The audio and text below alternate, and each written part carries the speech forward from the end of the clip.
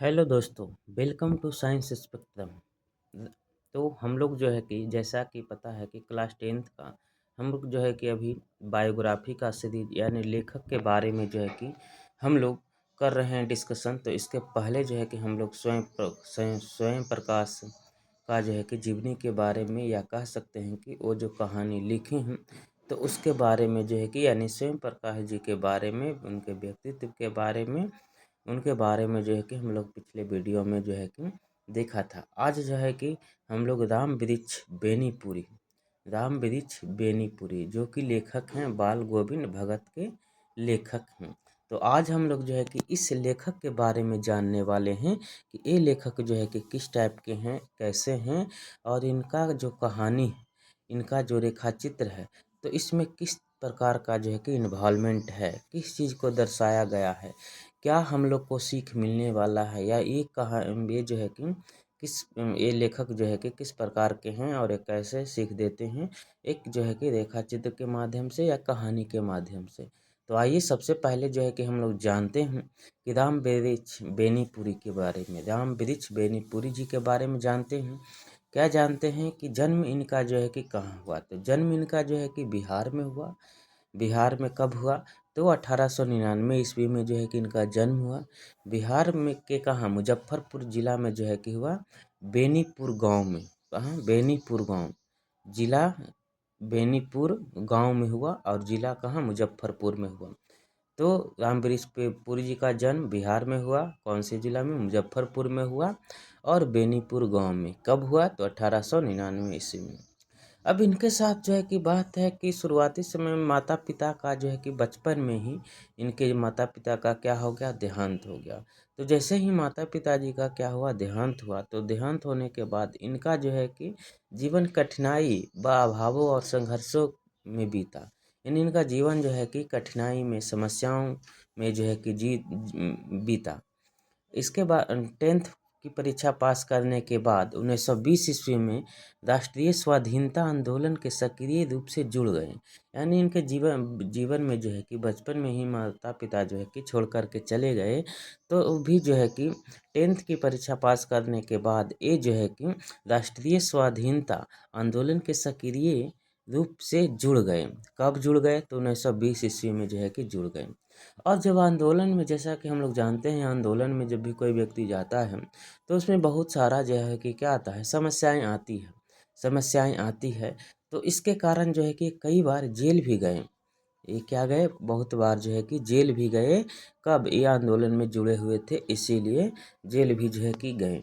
और जेल गए, इसके बाद 15 वर्ष की अवस्था में इनकी रचनाएं पत्र पत्रिकाओं में छपने लगी।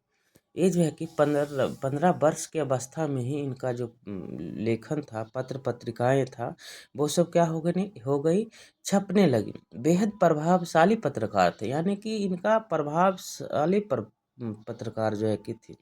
बहुत सारे दैनिक, साप्ताहिक एवं मासिक पत्रिकाओं का संपादन किया।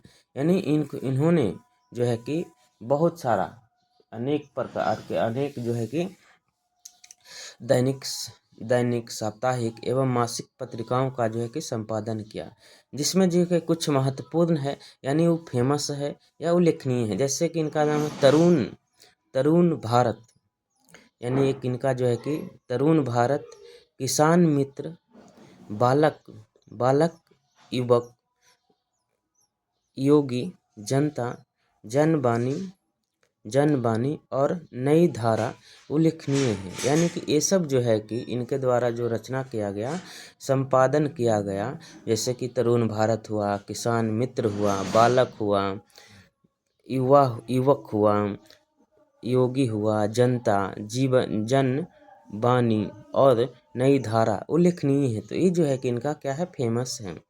इसके आगे आते हैं कि इनके लेखन को व्यापक प्रतिष्ठा में, यानी लिखने का जो इनका क्या था, लिखने का जो इनका स्टाइल था, वो बहुत ही व्यापक था और बहुत इनका जो है क्या मिला? प्रतिष्ठा मिला। लेखन शैली इनका क्या था? बहुत जो है कि बढ़िया था। जो है कि पूरा साहित्य इनका बेनीपुरी रचनावली के 8 खंडों में प्रकाशित है। इनका पूरा जो है कि पूरा जो साहित्य है, तो इनका जो है कि बेनीपुरी रचनावली के 8 खंडों में क्या है? प्रकाशित है। इनका महत्वपूर्ण रचना कौन कौन सा है।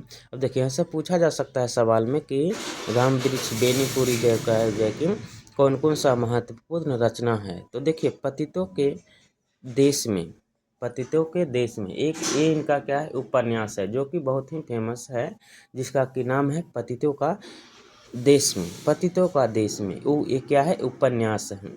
फिर है चिंता के फूल। चिंता के फूल क्या है कहानी है, किनका बनाया किनके द्वारा लिखा गया। तो ये जो है कि राम वृक्ष बेनीपुरी जी के द्वारा लिखा गया।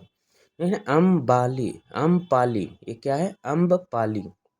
अम्बपाली ये क्या है नाटक है। माटी माटी मूर्ते ये रेखा चित्र है। पैरों में पंख बांधकर ये क्या है यात्रा वृतांत है, मतलब यात्रा के बारे में जो है कि पूरी कहानी इसमें बताई गई है। यह पैरों में पंख बांधकर जंजीरें और दीवारें संस्मरण आदि।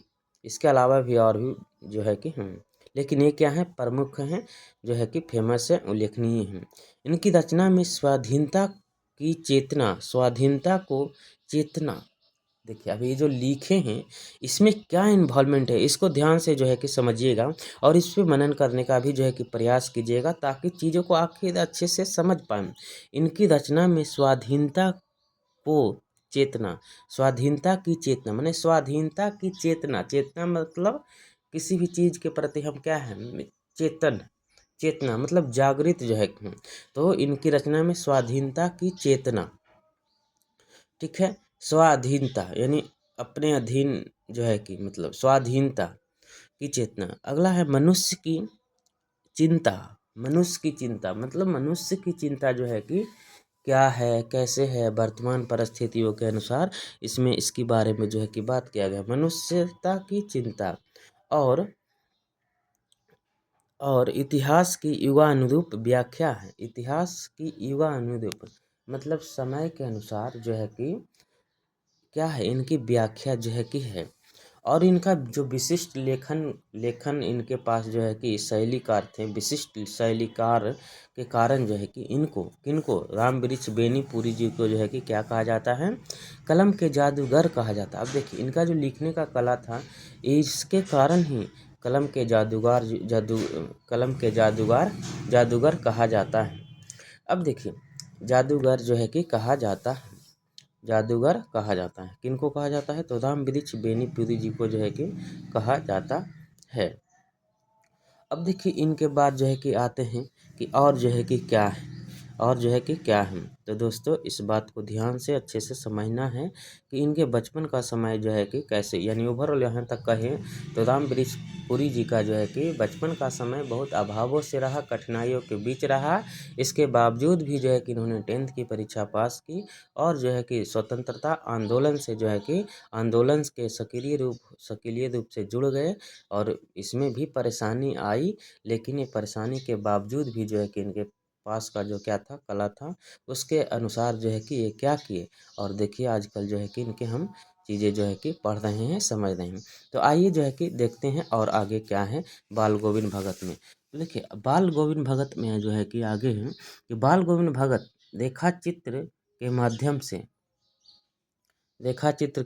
से लेखक ने एक ऐसे विलक्षण चरित्र का उद्घाटन किया है जो मनुष्यता, लोक संस्कृति और सामूहिक चेतना का प्रतीक है। मतलब देखिए ये जो चैप्टर है हम लोग को पढ़ना बाल गोविंद भगत, ये जो रेखा चित्र के माध्यम से लेखक जो है कि विलक्षण चरित्र का उद्घाटन किया है जिसमें क्या हो मनुष्यता, लोक संस्कृति और सामूहिक चेतना का प्रतीक है। क्या है मनुष्यता और संस्कृति और सामूहिक चेतना का प्रतीक है। वेशभूषा या बाह्य अनुष्ठानों से कोई सन्यासी नहीं होता। मतलब जो है दिखावे जिसको हम लोग बोलते हैं वेशभूषा, यानी जो लोग जो है कि कपड़े को पहन करके और अपने आप को मानते हैं क्या हम बहुत बड़ा सन्यासी हैं, तो ये जो है कि बाहरी पाखंड चीज़ों पर क्या करते हैं प्रहार करते हैं। तो वही चीज़ जो कहते हैं कि वेशभूषा या बाह्य अनुष्ठानों से कोई सन्यासी नहीं होता। सन्यास का आधार जीवन के मानवीय सारोकार से होते हैं। मतलब जो सन्यासी हैं जीवन को मूल्यों को भी समझते हैं और जो है कि मानवीय सरोकार होते हैं। माने मानव के जो हित में होते हैं वही चीज़ करते हैं, दिखावटी करने के लिए कुछ भी नहीं करते हैं। तो ऐसा जो है कि ये चीज़ में है। आगे है बाल गोविंद भगत, इसी आधार पर लेखक को सन्यासी लगते हैं। यानी बाल गोविंद भगत इसी आधार पर लेखक को सन्यासी लगते हैं। यह पाठ सामाजिक रूढ़ियों पर भी प्रहार करता है। अब देखिए, अभी भी समाज में क्या है, समाज में व्याप्त रूढ़िवादी है, तो उस समय भी था और आगे भी रहेगा। तो ये कहानी के माध्यम से ये भी जो है कि जो रूढ़िवादी है, जो गलत चीज़ें हैं, जो झूठ है, तो उस सब पर भी जो है कि क्या किया गया है, प्रहार किया गया है इस चैप्टर के माध्यम से। इस रेखा चित्र की एक विशेषता यह है कि बाल गोविंद भगत के माध्यम से ग्रामीण जीवन की सजीव झांकी देखने को मिलती है।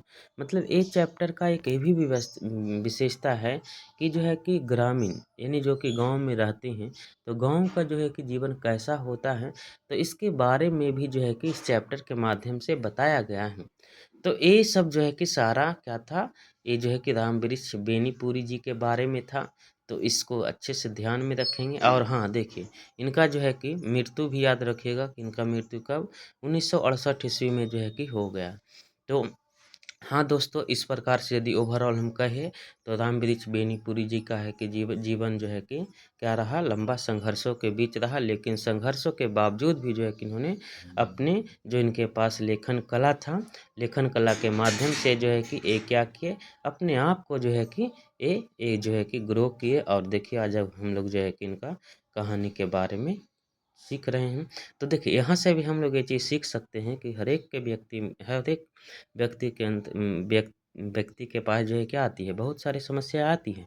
लेकिन वही व्यक्ति आगे चल कर के क्या होते हैं, जो समस्याओं से डरते नहीं हैं और जो है कि उसका सामना करके आगे निकल जाते हैं। तो वही जीवन में जो है कि उनका एक क्या होता है, अच्छा प्रभाव होता है और अच्छा व्यक्ति जो है कि बन जाते हैं। तो इस चैप्टर तो ये सब भी जो है कि हम लोग को ध्यान देना है इस चीज़ में जो है कि इसीलिए जो है कि आप लोग को जीवनी पढ़ाया जाता है, यानी लेखक के बारे में बताया जाता है। तो इस बात को सारे लोग क्या अच्छे से समझिएगा। और हाँ, यदि हमारे चैनल पे आप नए हैं तो चैनल को सब्सक्राइब करें, लाइक करें और वीडियोज़ को शेयर भी जो है कि करें अपने दोस्तों के बीच में। थैंक यू दोस्तों।